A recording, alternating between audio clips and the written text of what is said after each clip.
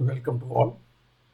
अभी तक हमने फंक्शंस में उनके डेफिनेशंस, फंक्शन क्या होते हैं, उसको फिजिकल साइंस पर्सपेक्टिव से देखा। ये मैं आपको बार बार याद दिलाऊंगा कि फंक्शन का कंप्लीट एस्पेक्ट जितना मैथमेटिक्स में आप सीखेंगे वो हम डिस्कस नहीं कर रहे हैं। हम केवल उतना ही एस्पेक्ट डिस्कस कर रहे हैं जितना हमें यूज करना है। अब एक्चुअली फंक्शन हम क्यों स्टडी कर रहे हैं?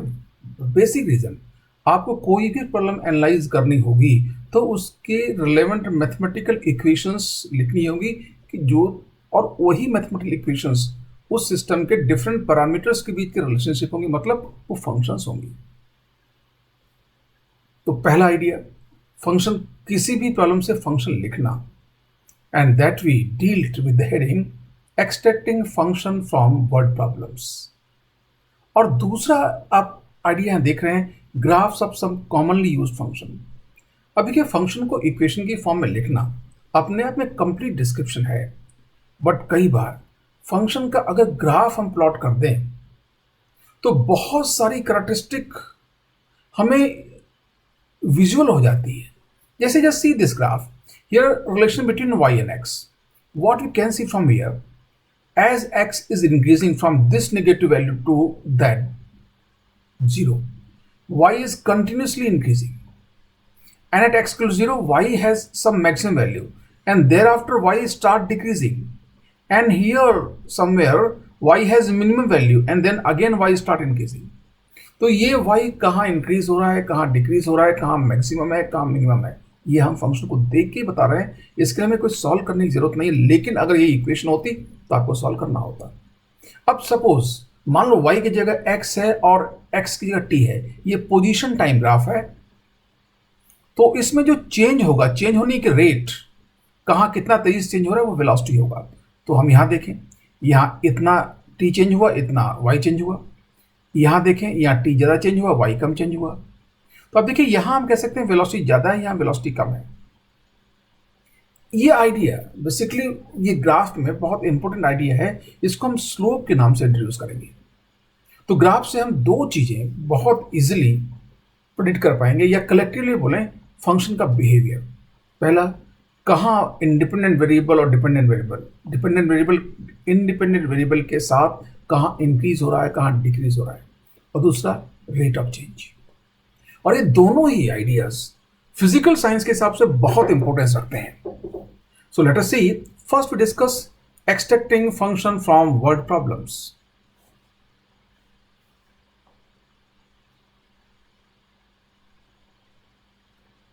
To solve a problem, we first have to write necessary function, means equation, relating various physical quantities involved।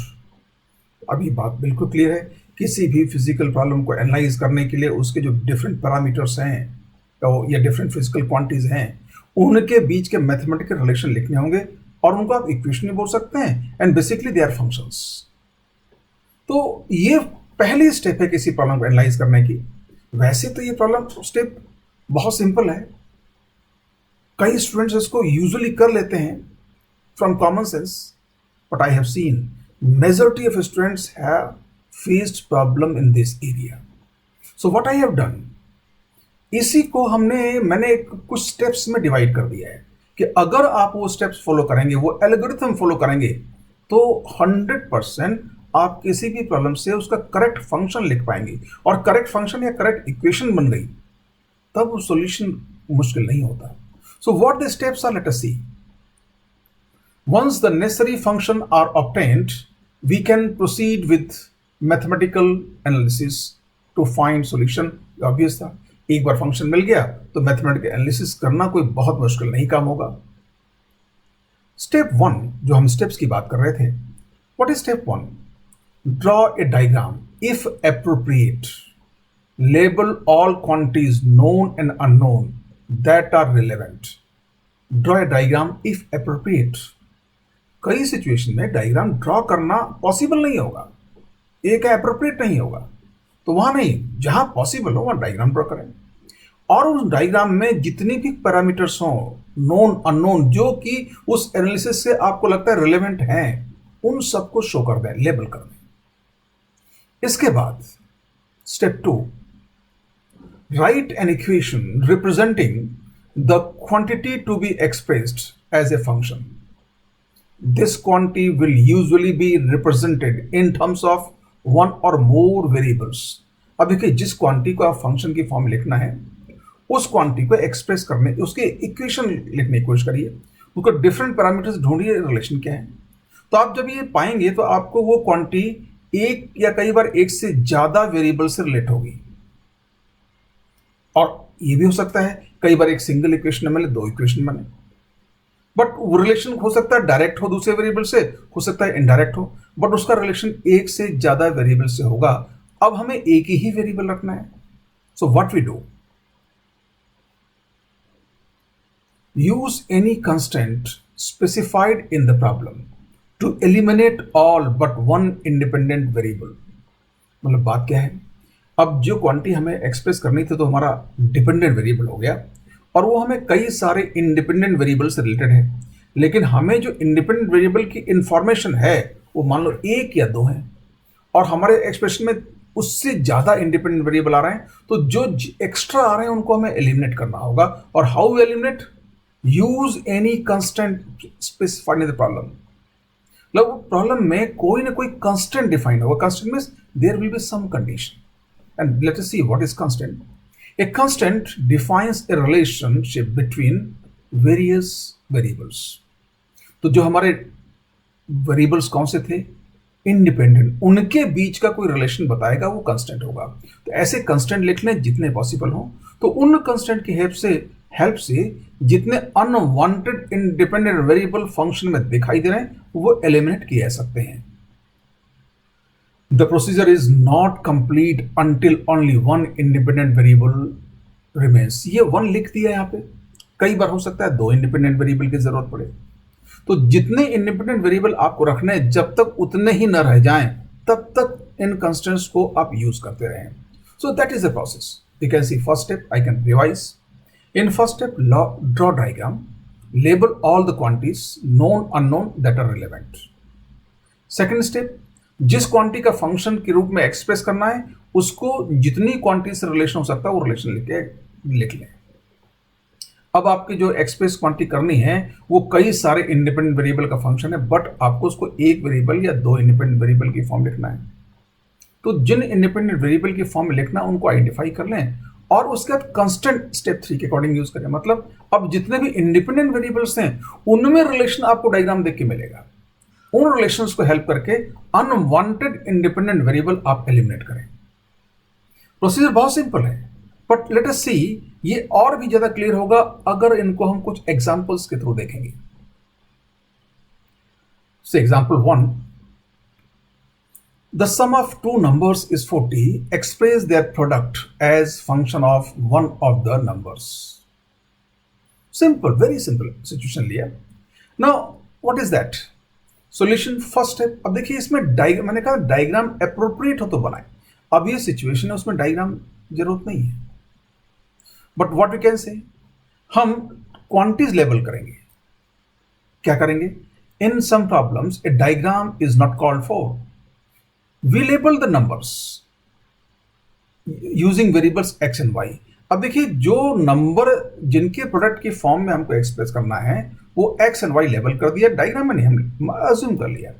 Now what we can say, जो हमें प्रोडक्ट एक्सप्रेस करना है उसको z अज्यूम कर लें और उसका एक्सप्रेशन एक्स वाई से रिलेट कर दें। So z will be equal to x into y. What is, we wish to express the product z as function of, so z is equal to x into y. ये बड़ा straight forward काम था। अब step 3, जो constant relation x and y, जो independent variables थे उसमें क्या कांस्टेंट था, वो है constant is x plus y is equal to 40। अब रिक्वायरमेंट क्या है, ये जो z को x और y दोनों में से कोई सा एक ही वेरिएबल रखना है, तो आप let us see element y।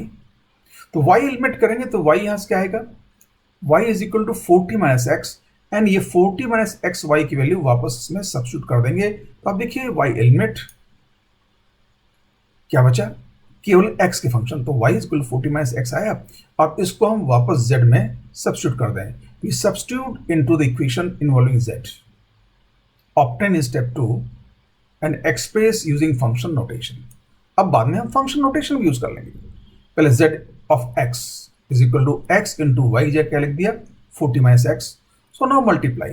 So z of x is equal to 40x minus x square. So the idea is quite simple. अब देखिए कोई भी आइडिया हो उसको समझने का सबसे बढ़िया तरीका होता है उसको सबसे सिंपलेस्ट प्रॉब्लम में समझें, क्योंकि उसमें आपको ज्यादा मेंटल स्ट्रेस नहीं आएगा. तो ये एक बहुत सिंपल प्रॉब्लम थी, उसमें हमने अपने उन स्टेप्स को फॉलो करने की कोशिश किया. Now let us see how can we apply the same things in some more higher order problems. Example 2. A farmer has 1500 meter fencing. He wishes to enclose a rectangular farm subdivided into two regions by a section of fence down the middle, parallel to one side of the rectangle. Express the area enclosed by the farm as function of its width x. अब देखिए rectangular form है, उसको दो section divide करना है और कैसे बीच में एक फेंस लगानी है, दो साइड्स के अपोजिट साइड्स के मिड पॉइंट को मिला के, तभी वो एक साइड के पैरेलल होगी. अब ये सिचुएशन को अगर हम डायग्राम में शो करें तो ज्यादा क्लियरली होगा. Step 1, we draw a simple diagram labeling the dimensions of the rectangle. What, पहला तो ये रेक्टेंगल हो गया x और x. अब हमें इसको सब डिवाइड करना है, तो यहां से दोनों मिड पॉइंट को ज्वाइन कर दें तो एक सब डिवीजन आ गया. अब ये x का भी होगा और मिड पॉइंट शो करने के लिए ये y/2 और y/2, तो सारी क्वांटिटीज इसमें शो हो गई. Now what is the requirement? Express area enclose as function of width x. अब एरिया लिखना इसमें केवल x होना चाहिए. तो स्टेप 2, जिस क्वांटिटी का हमें एक्सप्रेस करना है उसका फंक्शन जो सबसे सिंपलेस्ट उसके वो लिख लें. We express the area s of the rectangle in terms of variables x and y. That is very simple. S is equal to x into y. Now what we do? We have to eliminate y.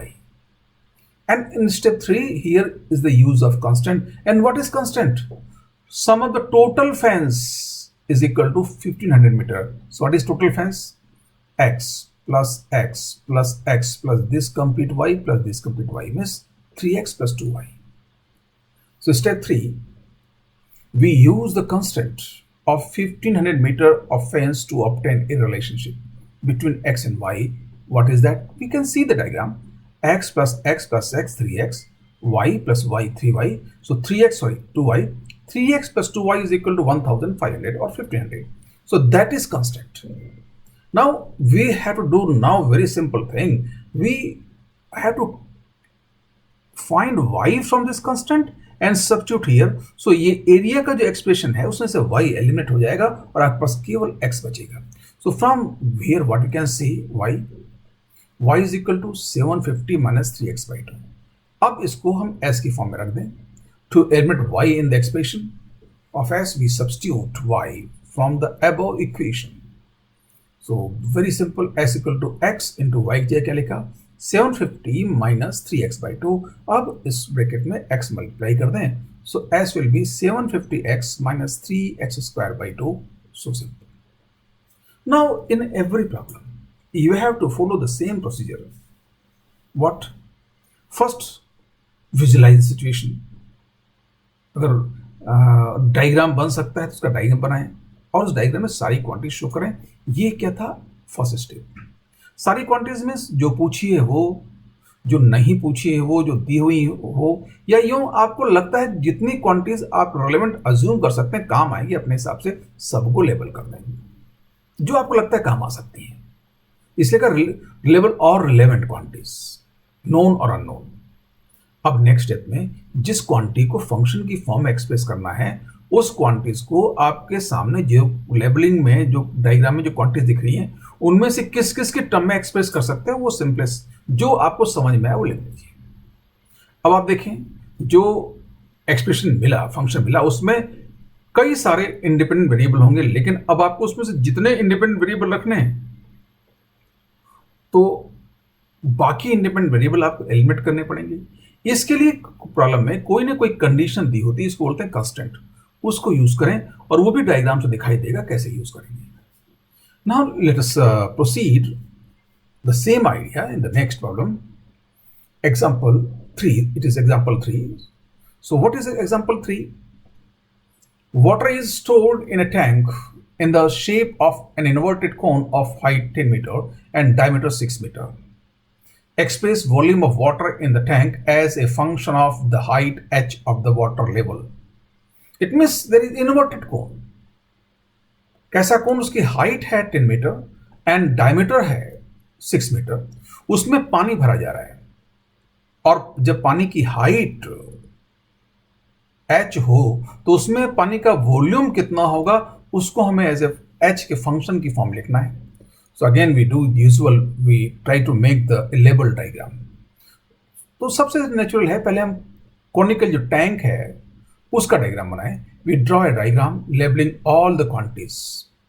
ये tank, अब tank का height 10 metre हमने level कर दिया, diameter 6 था तो radius 3 और 3, इस तरह से दो पार्ट में डिवाइड कर दिया। अब हम मान लेंगे यहां तक पानी भरा हुआ है और तो ये हाइट हो जाएगी h, और पानी जहां तक भरा हुआ तो पानी का जो अपर सरफेस है वो भी एक सर्कुलर पोर्शन के फॉर्म में होगी। उसकी रेडियस की जरूरत पड़ सकती है तो उसकी रेडियस भी हम लेवल कर देंगे। ये पानी यहां तक भरा हुआ है, जैसे कहा ये अपर सर्किल जो है पानी के लेवल का, इसकी रेडियस की जरूरत पड़ सकती है तो हमने ये भी लिख दिया और ये h।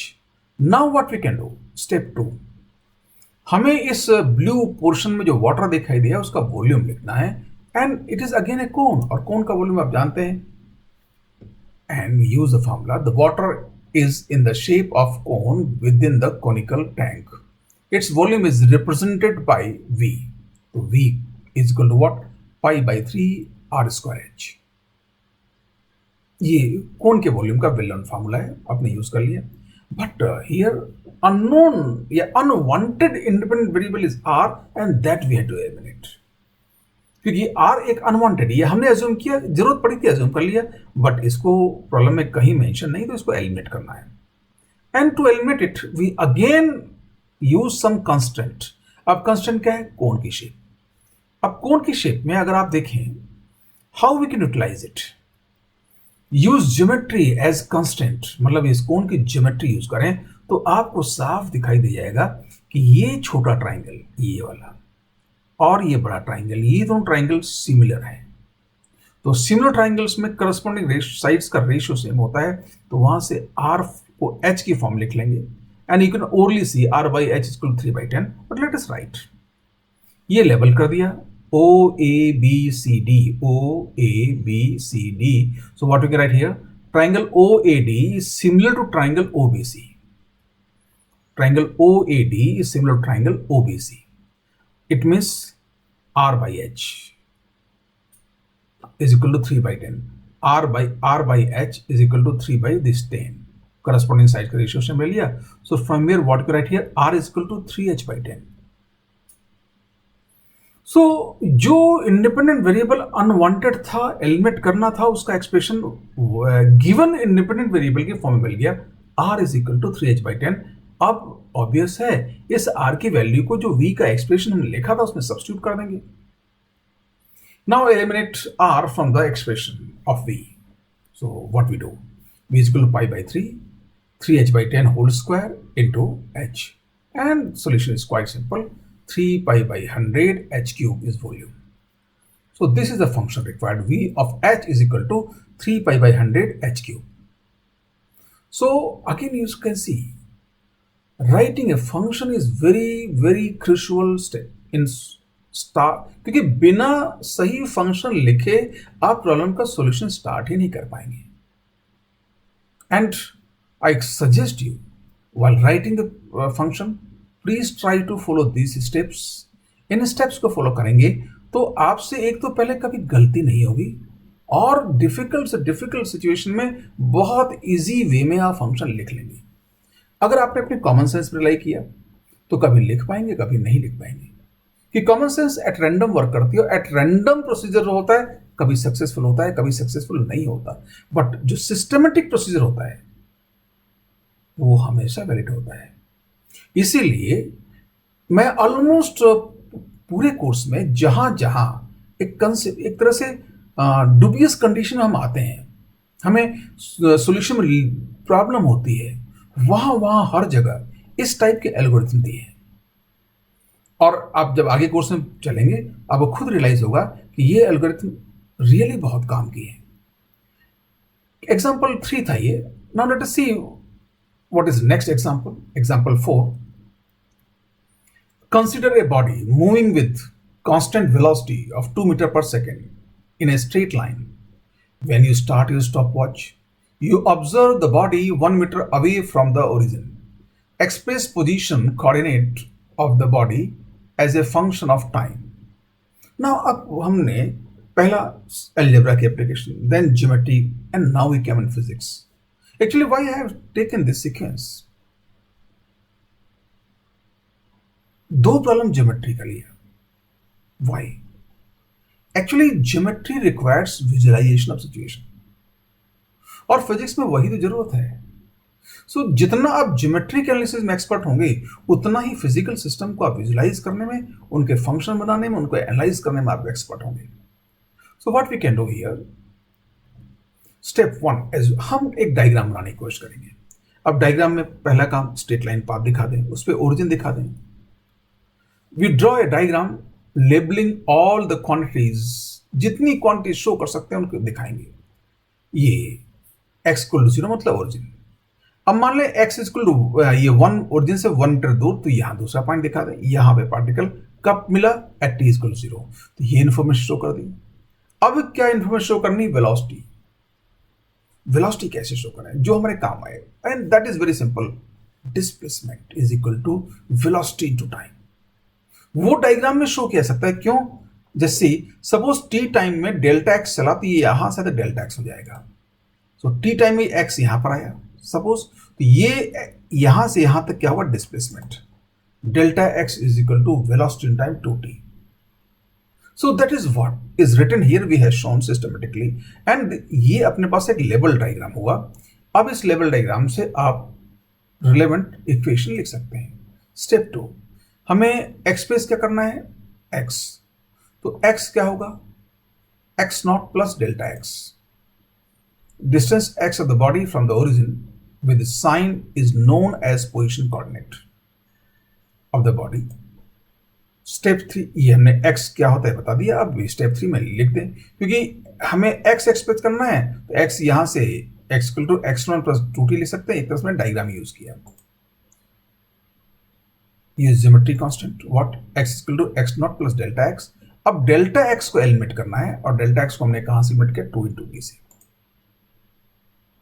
So x not plus delta x, ये इसका स्टेप था। इसमें डेल्टा x हमारे पास एक अनवांटेड इंडिपेंडेंट वेरिएबल आया, उसको हमने एलिमिनेट कर दिया। The constant given in the problem what delta x equal to 2t, so that is the required function. And ये बहुत सिंपल केस डिस्कस किया है। आप चाहे कितने भी डिफिकल्ट केसेस में जाएं, फंक्शन लिखना इतना ही आसान होगा। और this is the most critical part two solve any problem. ये स्टेप सबसे क्रुशियल होती है। आप जितना सही फंक्शन बनाएंगे, सही मतलब एप्रोप्रिएट एनालिसिस, उतनी सिंपल होगी। और बात रही एप्रोप्रिएट तो की बात करते करते, मान लो अगर फंक्शन में कहीं कोई गलती हो गई, फिर तो आपका सोल्यूशन सही हो ही नहीं सकता। तो फंक्शन राइटिंग में हमें बहुत ज्यादा अटेंटिव रहना है। ये बात थी function, how to extract function from the word problem. Now we go, what is graph. Graph word आप सबने सुना है। एक मेरा एक्सपीरियंस रहा है कि बहुत सारी चीजें हम जानते हैं, और जैसे आपसे पूछ ली जाए, late us see what, think, try to answer what is graph.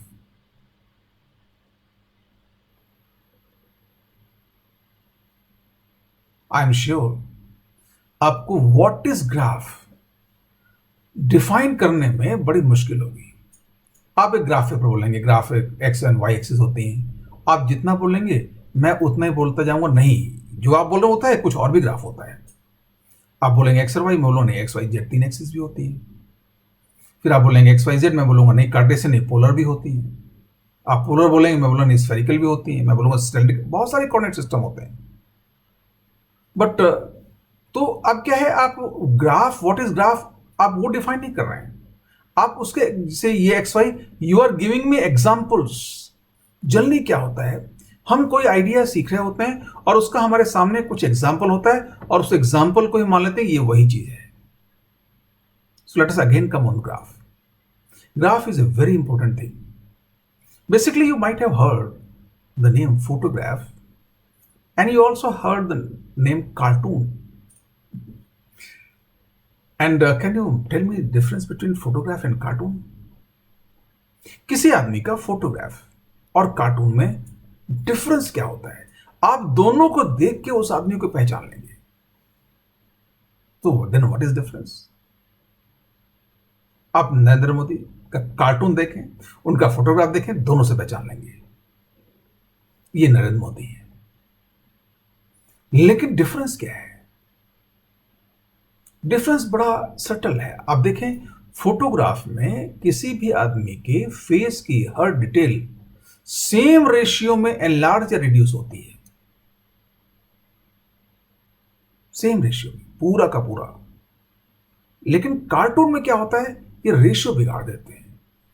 कैसे बिगाड़ते हैं? हर आदमी के फेस में कोई ना कोई कुछ पिक्युलर चीज होती है, बस उसी को एनलार्ज कर देते हैं कार्टून में, बाकी चीजें नॉर्मल रहने देते हैं।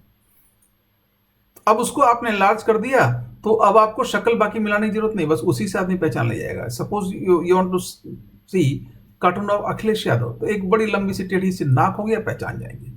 Now you can see the difference between photograph and cartoon. And photograph, why it is called photograph? It is image taken by light, graph means to the scale. So graph means any diagram drawn to a scale is graph. It is not that graph दो variables x और y का relation होगा, मिस photography तो graph हुआ। Any diagram drawn to a scale is known as graph. तब देखिए, अब यहां पे ग्राफ और फंक्शन का मतलब, हमें फंक्शन का ग्राफ बनाना, डायग्राम बनाना है क्या, टू द स्केल। और फंक्शन में क्या है, दो वेरिएबल्स हैं तो उनका रिलेशन दिखाना है, and how it should be, it must be to the scale. So that is graph. Graph is visual or diagrammatic presentation of a function. It helps us to visualize easily behavior of the function. Basically, till so far we are discussing what is graph, but here we have to concentrate graph of a function. तो graph function क्या होगा?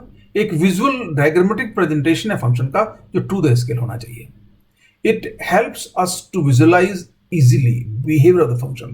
हमें function का behaviour इसको देखते मालूम पड़ जाएगा। फर्स्ट बिगनिंग में हम लोगों ने एक एग्जांपल था, ग्राफ बना हुआ था, उससे ये देखा कहाँ y बढ़ रहा है, कहाँ y घट रहा है, कहाँ y मैक्सिमा है, कहाँ y मिनिमा है। ये भी समझने की कोशिश की कहाँ y में रेट ऑफ चेंज कम ज़्यादा है। हो सकता है रेट ऑफ चेंज का आइडिया आपको कम समझ में आया, but we discuss later on. मैंने उस टाइम कहा था उसी के लिए हम एक बहुत इंपॉर्टेंट कंसेप्ट आज डिफाइन करेंगे, स्लोप।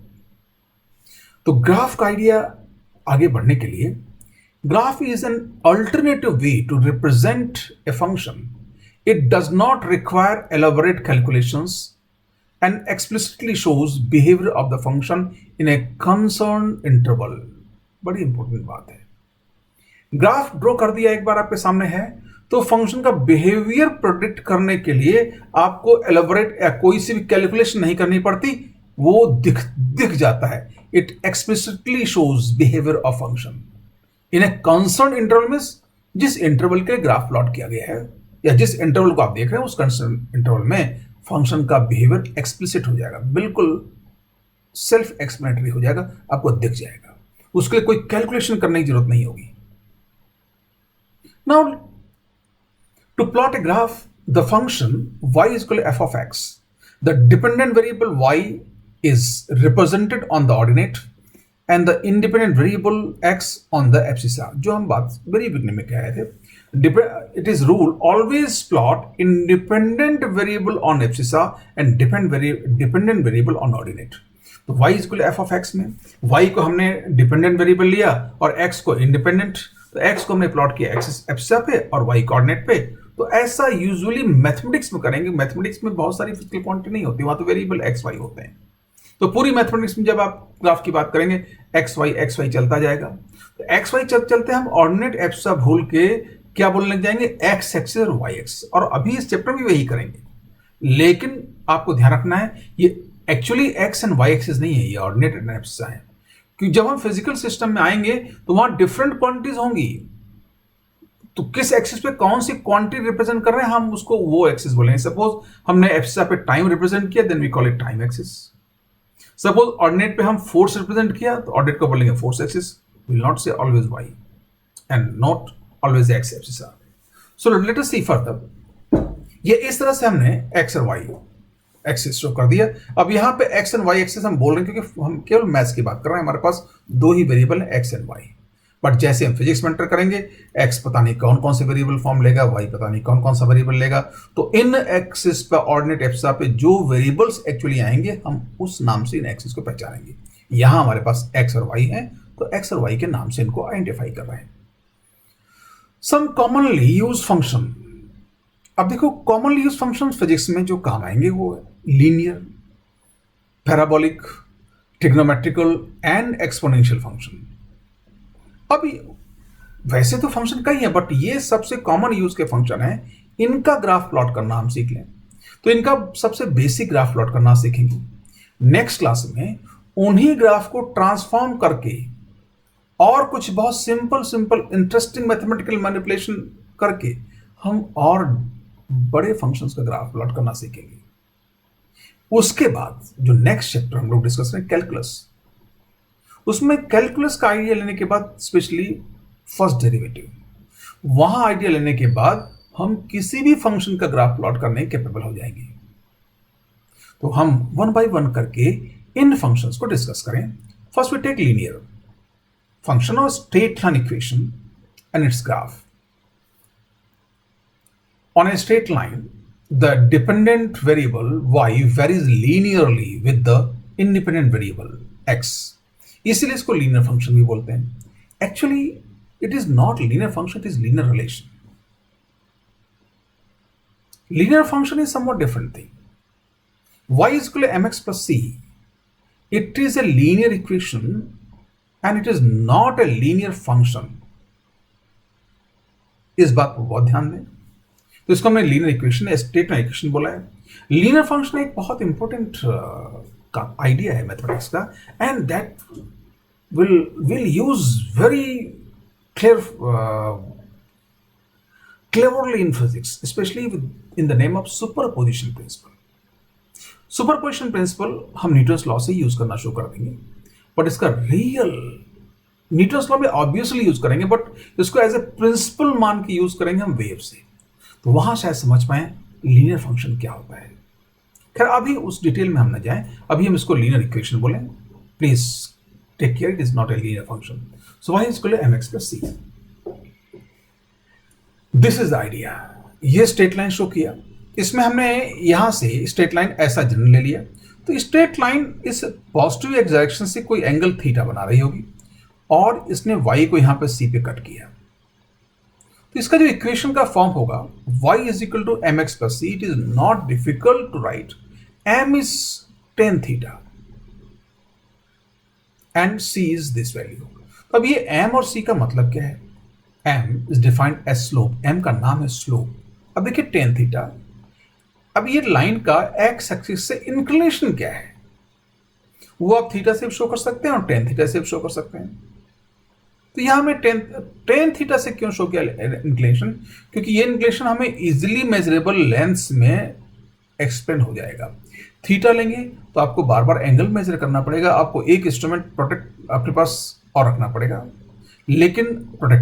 लेकिन अगर आपने स्लोप tan थीटा ले लिया, this length upon this length, तो ये tan थीटा आप स्केल से ही काम चल जाएगा। That's why this slope tan theta has been taken। नहीं तो एंगल से भी काम चला सकते थे। अब देखिए C is defined as intercept on the y axis और ऑर्डिनेट। तो ये ग्राफ ऑर्डिनेट को जहां कट करता है उसको हम बोलेंगे C। अब इसमें देखिए C does not require any special attention to discuss, but slope requires। अब स्लोप का आइडिया क्या है? Slope is a quantity measure to express the inclination of a curve. Again, you see, slope is a quantitative measure to express inclination of a curve. For a straight line, its value is uniform everywhere on the line. ये obvious है.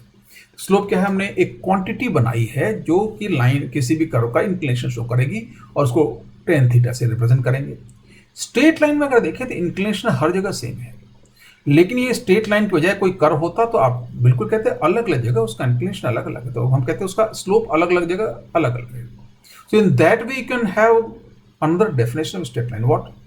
A straight line is a curve of uniform slope. A curve whose slope is uniform is a straight line. Now just see how we can define m is equal to dy by dx. That notation we will see later on. But is it delta y by delta x? मैंने कहा tan theta क्या होगा? Perpendicular upon base. तो अगर मैं कोई से भी ट्राइंगल इस right angle triangle straight line से बनाऊं, चाहे मैंने ये ट्राइंगल ले लूं चाहे यहाँ से आप देखिए ये ट्राइंगल ले लूं, तो परपेंडिकुलर क्या होगा? Change in y and base क्या होगा? Change in x. So m is equal to delta y by delta x or y2 minus y1 upon x2 minus x1. It is tan theta. Tan theta के लिए एक बहुत important बात है वो ये, only when scales on both the axes are identical. अब देखिए, on this idea no one stresses, but आपको ध्यान देना है. Usually जब हम ग्राफ की बात कर रहे हैं तो वहाँ फिजिकल क्वांटिटीज हमारे सामने नहीं है, तो हमें उनकी रेंज का कोई रेस्ट्रिक्शन नहीं है.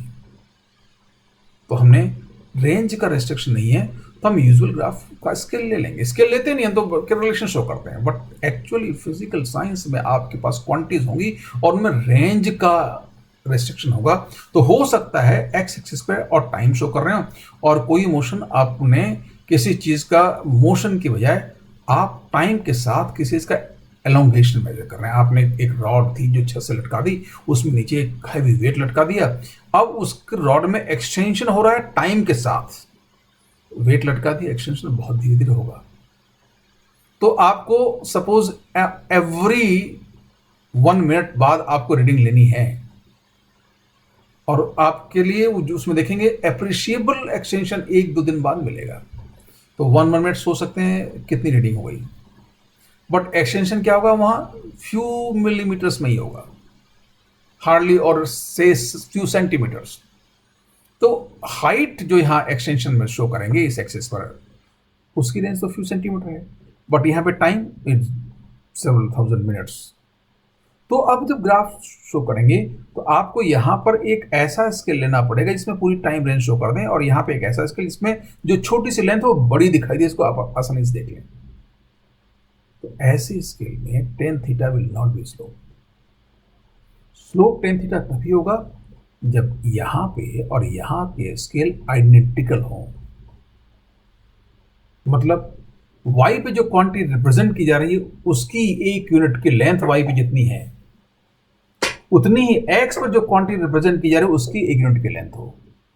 अब देखिए ये आइडिया मैं बहुत ज्यादा अभी स्ट्रेस नहीं कर रहा हूं, केवल आपको ध्यान दिलाया कि ठीक है आप यूज करते रहिए, नॉर्मली सब यूज करते हैं इसको, पर ध्यान दें कि ये तभी यूज होगा जब स्केल आइडेंटिकल हो. कई बार ऐसी सिचुएशन आ सकती है स्केल आइडेंटिकल नहीं होंगे, आपने टेन थीटा स्लोप ले लिया and you will commit a mistake. Now slope ये जो आइडिया था, स्लोप का टेन थीटा के अलावा एक मेजर और है, that is called gradient. And how the gradient is defined? Slope is sometimes expressed as delta y in L. And what is L?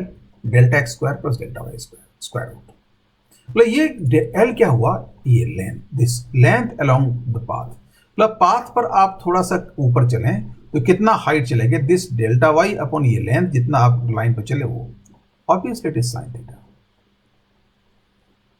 So grid is equal to delta y upon 1 plus delta x square plus delta y square square root, and delta x you can take common outside. So ये अगर delta x आप बाहर लेंगे तो ये delta x square अंदर बाहर आएगा, तो delta y delta x यहाँ पे m हो जाएगा, यहाँ पे 1 plus m square. So what you get here? m upon 1 plus m square. m is tan theta. Now you can see m tan theta upon 1 plus tan square theta means sec square sec theta. Tan theta upon sec theta. So it is again sine theta. तो आप यहां से भी sine theta deduce कर सकते हैं, और यहां से इस डेफिनेशन से दिख भी रहा था।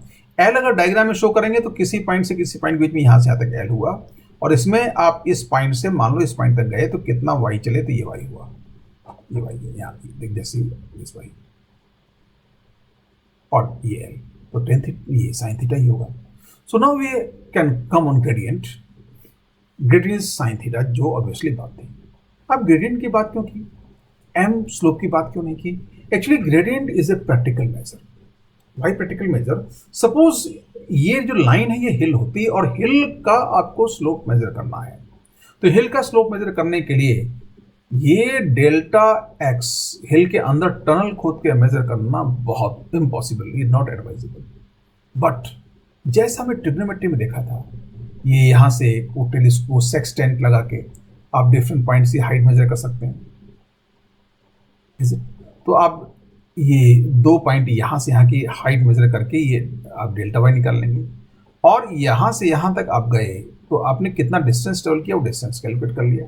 तो that distance travelled on the hill, and जितना हाइट आप ऊपर चल गए वो, तो हाइट जो आपने ऊपर चले that upon distance travel on the length is possible to measure practically.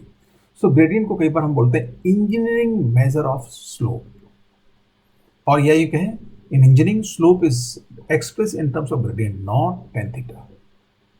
Suppose you become engineer, civil engineer, and you are planning in highway, तो वहाँ पे लैंड टेरेन का स्लोप वगैरह करना होगा, तो वो जो स्लोप वो टेन थीटा में एक्सप्रेस न करके वो साइन थीटा में एक्सप्रेस करेंगे। So let us come here the details of straight line. ये जो आइडिया स्ट्रेट लाइन का सीखा उसको थोड़ा सा अप्लाई करके देखते हैं। Right equation for the straight line shown in the following graphs. ये ग्राफ है। अब इसमें ये यूनिट्स दिए, कोई स्केल नहीं दिया, तो मान लेंगे 1 unit on the here this x and 1 unit on y, दोनों सेम है। इसका हमें और एक यूनिट को वैल्यू असाइन कर देंगे 1। तो अभी इसका इक्वेशन लिखनी, तो एक चीज आपको ऑब्वियस दिखाई दे रहा है यहाँ पे, ये c 1 2 3, c की वैल्यू हो गई 3। अब नेक्स्ट आइडिया आपको लिखना है केवल m। अगर c और m मिल जाए तो y equal mx plus c में सब्स्टिट्यूट कर देंगे, आपकी इक्वेशन मिल जाएगी। So c is equal to 3, it is apparent from the graph. अब स्लोप निकालने के लिए ग्राफ पे आप कुछ पॉइंट मार्क कर लेंगे। पॉइंट कौन से मार्क करेंगे? वो पॉइंट जो क्लियरली रीड करने लायक हो। अब देखिए सी के लिए हमने पॉइंट बी देख लिया। Now see for slope consider any 2 points that can read most clearly, that can be red most clearly, जो ग्राफ से सबसे ज्यादा क्लियरली, या क्लियरली अभी बोल रहा हूं बट आगे फिर बोलूंगा most accurately. Most accurately means जहां पे ये ग्राफ के कॉर्नर पॉइंट्स हैं जो सब, मतलब या आप ये पॉइंट नहीं रीड कर सकते एग्जैक्टली, आप केवल इन पॉइंट्स को रीड कर सकते हैं। जिन पॉइंट को एग्जैक्टली रीड कर सकते हो उनको मार्क कर दिया। अब इनमें से कोई से भी 2 पॉइंट ले लेंगे, स्लोप निकाल लेंगे। क्यों? स्लोप क्या होता है? y2 minus y1 upon x2 minus x1।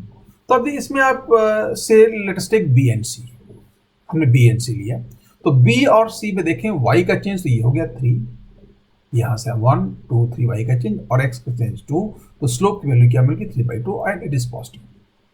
अब इसको कोऑर्डिनेट फॉर्म ले सकते हैं। What is coordinate of b? 0,3, you can C x coordinate 0, y coordinate 3। What is coordinate of c?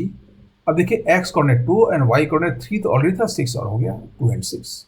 Now put the value in expression for slope delta y by delta x, yc minus yb upon xc minus xb।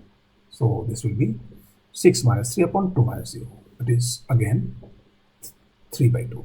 अब देखिए ये आप value substitute कर सकते थे या सीधे delta y delta x भी देख सकते थे। 2 पॉइंट डेल्टा वाई मीन्स ये यहाँ से 1 2 3 delta y delta x 1 and 2 ये।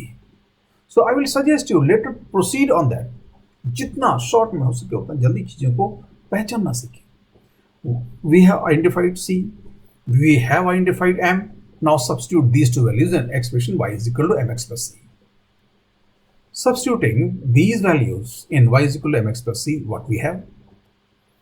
Y is equal to 3/2 x plus 3. तो ये आपको स्ट्रेट लाइन का इक्वेशन मिल गया।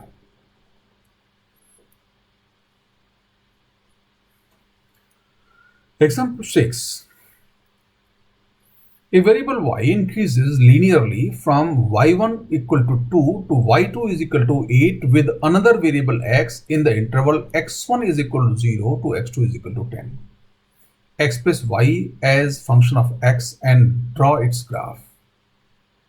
मतलब एक वेरिएबल है y जो 2 से 8 तक चेंज होता है और कब उस दौरान x कहां से चेंज होता है 0 से 10 और ये variation linear linear means straight line. अब आपको express y as function of x मैंने कहा कि फंक्शन लिखने में जरूरत पड़ेगी। अब यह yx की बात हो सकता है कोई फिजिकल क्वांटिटीज होती ऐसा हो सकता था velocity of a particle increases linearly from 2 meter per second to 8 meter per second as position changes from x equal to 0 to 10. So from here you can draw a graph between v and x and that may help. वो जब हम connectivities की बात करेंगे तो उन graphs को कैसे एनालाइज करेंगे वहां देखेंगे। So solution what we can think linear variations is represent by a linear equation. हमने मान लिया equation y square mx plus c बस के लिए m और c निकालना है। x1 y1 y2 दो पॉइंट ले लें तो x1 y1 क्या हो गया आपका 0,2 x1 0 y1 2 x2 y2 10 and 8 ये दो पॉइंट मिल गए। यहां से आप स्लोप निकाल सकते हैं एक तरीका या स्लोप निकाल के आप सीधे इक्वेशन रख दें तो क्या मिला 2 इज इक्वल टू दिस यहां से सीधे c मिल गया c इज इक्वल टू 2। अब ये सेकंड पॉइंट को आप फिर इक्वेशन को सेटिस्फाई कर दें तो आपको m बचा था वो m मिल गया। How you can see m is equal to 3/5। अब ये वैल्यूज इक्वेशन रख दें you'll get the equation. Substituting these values in equation, so what we have y is equal to 3/5x plus 2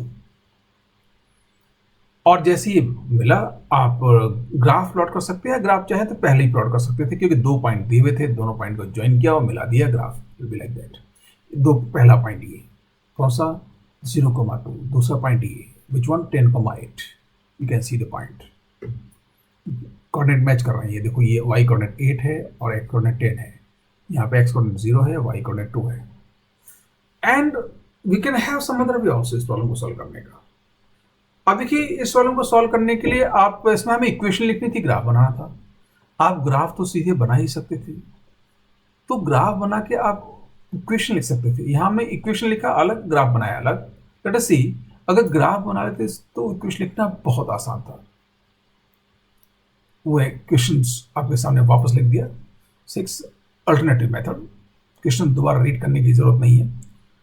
linear variation इसका idea क्या है linear variations represent by a linear equation of the form y square mx plus c the points x1 x2 ये वो हुए दोनों points satisfy the way equation therefore first draw the graph. अब इन दो point से पास दो पॉइंट मिल गए हम ग्राफ प्लॉट कर दिया। अब ग्राफ प्लॉट के आप सीधे देख लें c इक्वल टू 2 दिख रहा है आपको c इक्वल टू 2 यहां से और स्लोप फाइंड करने के लिए delta y by delta x। Delta y अब देखिए डेल्टा x यहां से यहां तक 2 से ये 0 से 10 10 और डेल्टा y कितना हो गया ये 6/10 c equal to 2 and what is m delta y by delta x is 3/5। So ना वो अभी वैल्यू रखते हैं तो ये अब आपको है कि कोई ऐसा नहीं कि वो पहला मेथड यूज करें या दूसरा मेथड यूज करें। You can use according to your wish जो आपको समझना है वैसे मेथड यूज कर लें। y is equal to 3/5x plus 2. Example 7. A straight line of slope -2 passes through point 4, -6. Write its equation. अब देखिए रिवर्स अभी तक हमें स्लोप और c पता करने थे। अब c और स्लोप दिया इक्वेशन लिखनी है। क्या दिया स्लोप दिया हुआ एक पॉइंट से पास होती है तो अब उसका एक तरीका ये है कि -2 दिया हुआ है y is equal to mx plus c there are two unknowns m और c m दिया है c पता करना है तो आप पहले m को रख दें इक्वेशन तो क्या होगा y is equal to -2x plus c। अब इसमें ये वैल्यू सब्स्टिट्यूट कर दें आपको c मिल जाएगा। सो let us see the given point 4, -6 satisfies the equation y is equal to mx plus c therefore ये रखा -6 -2 4 प्लस सी, स्लोप की जगह -2 मैंने ऑलरेडी रख दिया। What you get about c, c is 6 और ये -8 तो उधर जाके +8 +8 -6 +2, सी मिल गया, स्लोप मालूम है। अब ये सब्स्टिट्यूट कर दें, आपकी इक्वेशन मिल गई क्या, y is equal to -2x + 2, very simple। Let us see next one। Intercept on the positive y-axis made by straight line is 6 unit, and area enclosed by the line and both the axes are 72 square units. This area is shown by shaded portion in the figure if both the axes have identical scales। Equation of line is, तो देखिए ये है, ये जो shaded portion आपको, ये shaded portion जो दिख रहा है ये वाला, इसका एरिया 72 है एंड इंटरसेप्ट 6, ये यहां से तक 6 है। अब आपको इस लाइन की इक्वेशन लिखनी है, तो इंटरसेप्ट सी की वैल्यू तो 6 हमको मालूम पड़ गई, बस केवल ये स्लोप मिल जाए इसका tan थीटा। बेसिकली हमें ये इस एंगल का tan थीटा निकालना है, तो इस एंगल का tan थीटा तो वही होगा ना, this side upon that side. अब देखिए सर्कुलर ट्रिग्नोमेट्री के हिसाब से क्या होगा, इस एंगल के tan थीटा के लिए ये एडजेसेंट साइड नेगेटिव होगी, अपोजिट साइड तो पॉजिटिव है, तो tan थीटा नेगेटिव होगा। तो and again what will be this c upon this length. अब एक आइडिया और है, this length into this length is equal to इसका ट्वाइस 72 एरिया हो जाएगा, तो वहां से हमको ये लेंथ मिल जाएगी और फिर tan थीटा मिल जाएगा। लेट अस सी, इस बेस को हम बी एज्यूम कर लें, so area B C by 2, C intercept लिया, सी की रख दे value, 72 is equal to B into 6/2। From where, what is B, how, because here 72 is equal to b into 3, so b is equal to 72/3 and 72/3 is it 24? Yes।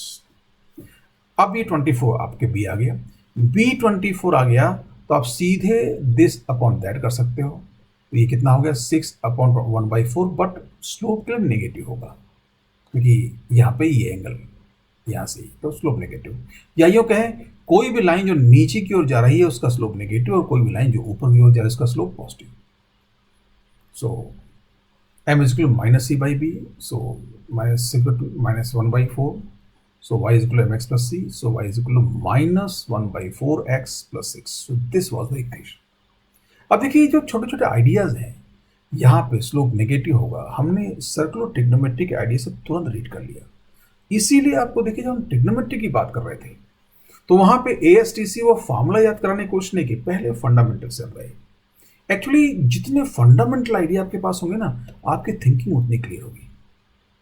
और ये जरूरत इसलिए है कि अगर ये फंडामेंटल नहीं सीखते तो मैं आई नो मेरे पास भी तरीके हैं, जैसे जनरली स्टूडेंट्स करते हैं, वो ये कि जो क्वेश्चंस बुक्स में छपे हुए हैं उन्हीं को कैसे सॉल्व किया जाए, उनके तरीके हम समझने की कोशिश करते हैं।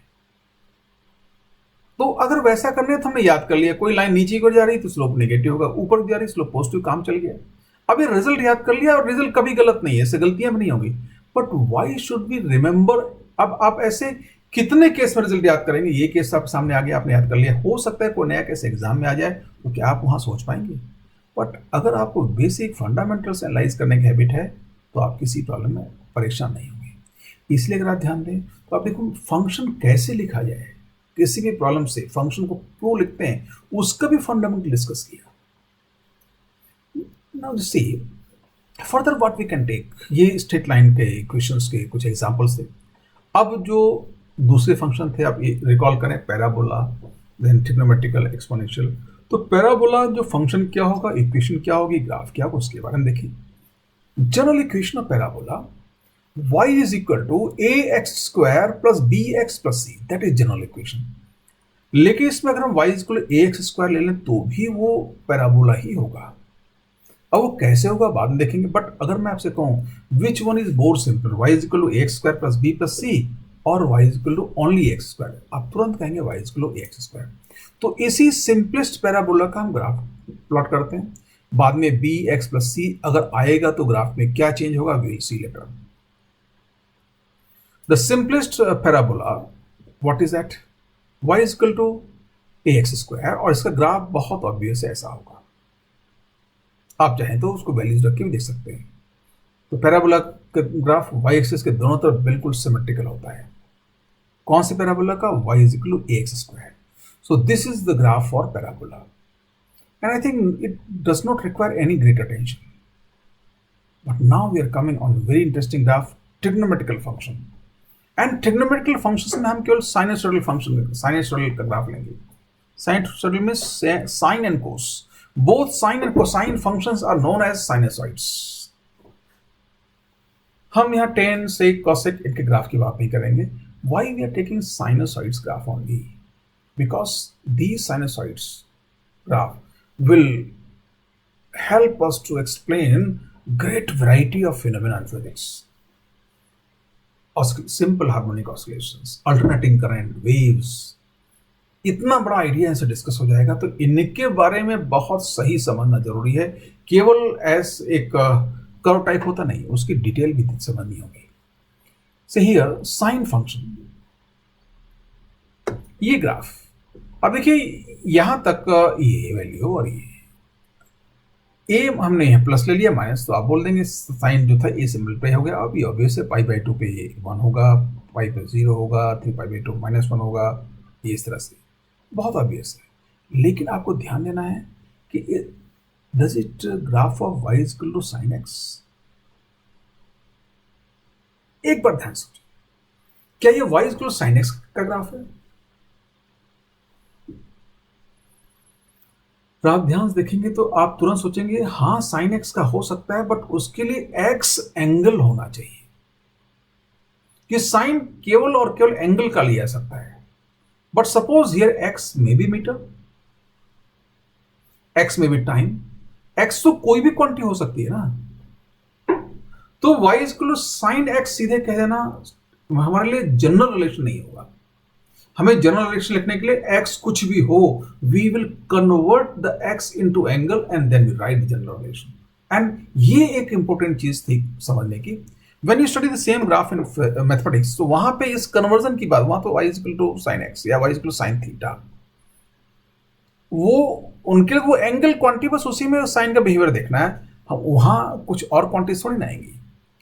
Just see here, y is equal to a sin 2 pi by l into x, यहाँ सीधे l नहीं लिखा है। And why this 2 pi by l comes? It is very simple idea how we can convert x into angle. Actually, if you see, that is l units of x is equal to 2 pi radian. L units of x is equal to 2 pi. You can see the diagram. This L of x is equal to 2 pi of radian. So what is 1 unit of x? 2 pi by L radian. So what is x unit of x? 2 pi by L into x radians. So that is 1 unit of x is what? 2 pi by L into radian. तो यहाँ पे अब कैसे हम x को radian में convert करेंगे? यहाँ पे कोई भी क्वांटिटी हो, 2 पाई अपॉन उसके एक पीरियड की लेंथ को x में उस क्वांटिटी से मल्टीप्लाई कर दें, वो एंगल में कन्वर्ट हो जाएगा। Please take care of this. Similarly write for cosine function, तो क्या होगा? y is equal to a cos 2 pi by l into x. अब कोसाइन फंक्शन क्या होगा? जब जीरो तो मैक्सिमम, मतलब ये साइन जीरो शुरू होगा, कोसाइन यहां से शुरू होगा। This so sine cosine graph is not a very difficult idea, but what is that? Please try take care of this.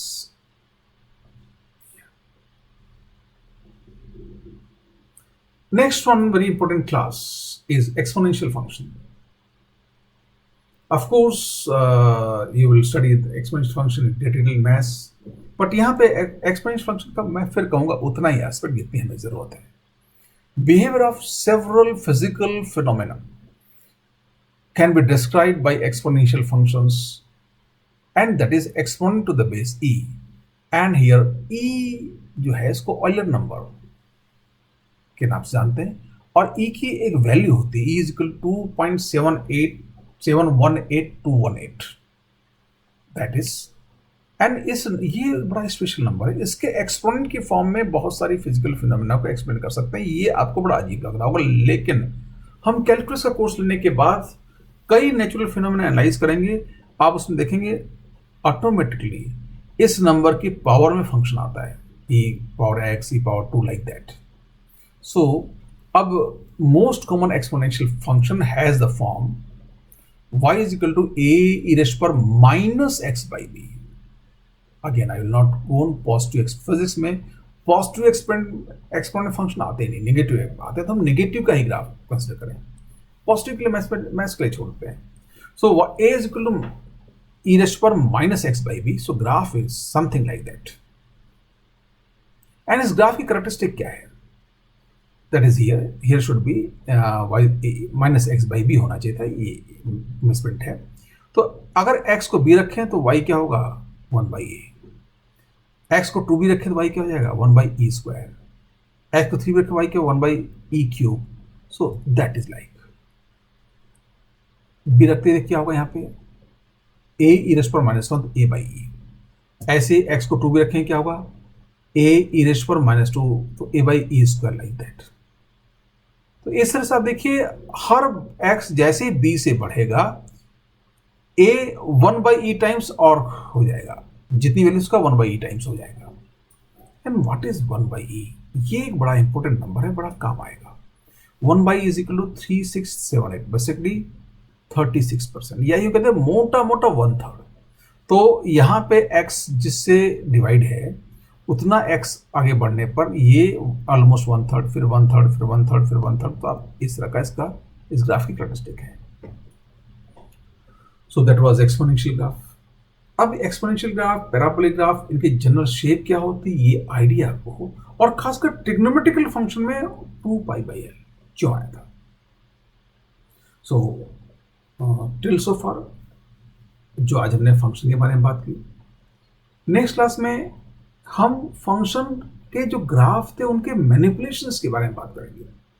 कैसे हम एक सिंपल फंक्शन से और एलाबोरेटिव फंक्शन से आपने पैराबोला का सिंपल लिया एक्स स्क्वायर, तो x square plus b x plus c का ग्राफ कैसे होगा, वो सारी बातें देखेंगे. एंड आज क्या होम असाइनमेंट, बेसिकली जो हमने आज डिस्कस किया है उसको आप क्लासरूम लेक्चर को प्रॉपर्ली रिवाइज करें, समझने की कोशिश करें. Revise the study notes posted in the group today. आज आपको एक अलग फॉर्म में फंक्शन ग्राफ की स्टडी नोट पोस्ट कर रहा हूँ, उनको रिवाइज करें. उसमें कुछ क्वेश्चंस होंगे, उन क्वेश्चंस को सॉल्व करें. एक्चुअली देवर सोल्व एग्जाम्पल्स. और वन मोर थिंग, एक बड़ा इंपॉर्टेंट बात आपसे डिस्कस करनी है, वो ये कि इनिशियली जब हमने वीडियो लेक्चर की क्लासेस शुरू की तो ये प्लान था कि विद इन 20-30 डेज लॉकडाउन खत्म हो जाएगा. बट अभी जो रिसेंट सैलरी है उसके हिसाब से ऐसा लग रहा है कि this will continue till at least first second week of July. उससे पहले खुल जाए बहुत अच्छा है. लेकिन अगर मान लीजिए फर्स्ट सेकेंड वीक जुलाई जाता है तो हमें अपने कोर्स की रेट बढ़ानी पड़ेगी. एक्चुअली अभी तक मैं ये प्लान करके चल रहा था कि हम इस रेट से भी, मतलब कोर्स बढ़ा देना इंपॉर्टेंट नहीं है, कोर्स आना भी चाहिए, ये ज़्यादा इंपॉर्टेंट है. तो हम इतना कर रहे थे कि आप उसको कवर कर सकें. लेकिन अगर जुलाई तक जाता है तो हमें अपनी चीज़ों को थोड़ा बढ़ाना पड़ेगा. Then I will try next class से हम एक लेक्चर की फ्रीक्वेंसी बढ़ाएंगे जिससे चीज़ों को और तेज़ी से कवर करें, और साथ में होमवर्क का अमाउंट बढ़ाना पड़ेगा. तो आज अभी तक मैं बहुत ज़्यादा आपको एग्जीक्यूट करने का होमवर्क नहीं दिया, जिससे आप हैबिट थोड़ी सी चीज़ों करने को जाए. तो आज आप रीडिंग असाइनमेंट लें, and from next week we have scheduled homework to execute, and we have 3 lectures a week. Thank you very much.